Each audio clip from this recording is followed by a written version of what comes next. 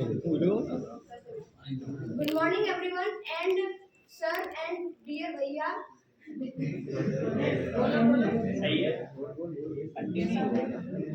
And have a happy Republic Day to you all. As you know that today is Republic Day, so and first of all, I would like to say thanks who has given this me golden opportunity. Thank you, sir. So shall I start? Yes. Okay. As you know that today is Republic Day. जैसा कि आपको पता है कि आज हमारा संविधान लागू हुआ था 26 जनवरी 1950 को सुबह के 10:18 पे हमारा संविधान लागू हुआ था। और जैसा कि आपको पता है कि इसका नेतृत्व श्री जवाहरलाल नेहरू जी कर रहे थे। और इस संविधान के सम्मान के लिए आज हम गणतंत्र दिवस व इसको कुछ लोग संविधान दिवस के रूप में भी मनाया जाता है। और आज ही के दिन नई दिल्ली जो भारत की राजधानी है वहाँ पर राष्ट्रपति की उपस्थिति में ध्वजारोहण किया जाता है और भारत की सैनिक जो है राष्ट्रपति लाल किले से लेके राष्ट्रपति भवन तक परेड निकालती है। और सौभाग्य की बात यह है कि आज के दिन नारी शक्ति को एक सौभाग्य मिल रहा है परेड निकालने का। और ये हमारे लिए गर्व की बात है कि आज अपनी नारी शक्ति जो है अपना गर्व और शौर्य और पराक्रम पूरी दुनिया को दिखलाएंगी। तो इसी बात पे मेरे साथ एक ताली बजाएं।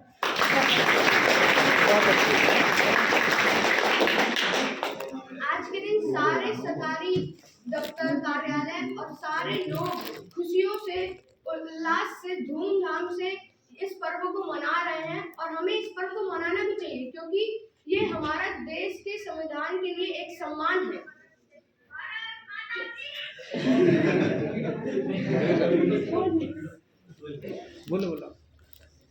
Now you will think that why should the constitution is necessary for us?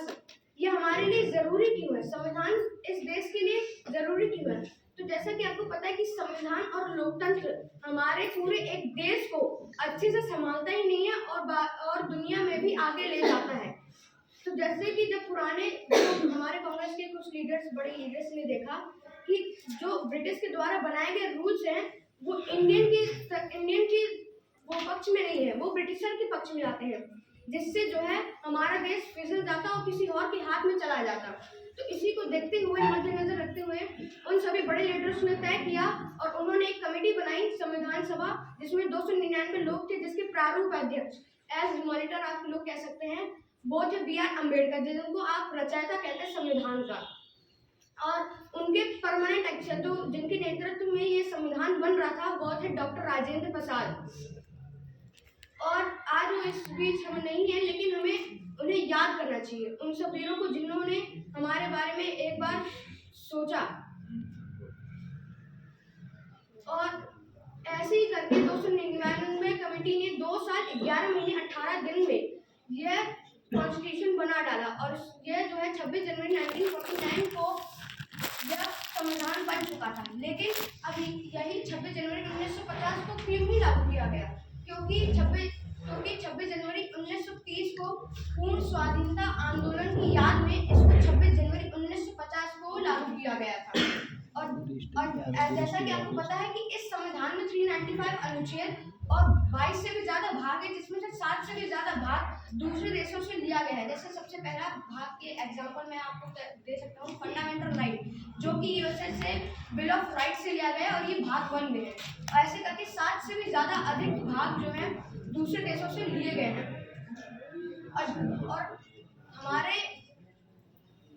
और हमारे लिए गर्व की बात है कि ये पूरे दुनिया का सबसे अच्छे लोकतंत्र देशों में आता है हमारा भारत। और यह जो है सबसे बड़ा लिखित संविधान है इस पूरे विश्व का। तो आज के दिन हमें कुछ बातें मैं आपको बताना चाहूँगा कि आज के दिन हमें क्या करना चाहिए। आज के दिन सबसे पहले हमें अपने वीर शहीदों को याद करना चाहिए, जिन्होंने हमें यह आज़ादी दी और इसी की वजह से आज यहाँ पे हम खड़े हैं। और दूसरी बात, हमें उन वीर शहीदों को नमन करना चाहिए जिन्होंने हमारे बारे में सोचा, हमारे लिए अपने जान को कुर्बान करके वो हमारे लिए कुर्बान हो गए। और इसी के साथ मैं अपनी वाणी को करना चाहता हूँ। जय हिंद। जय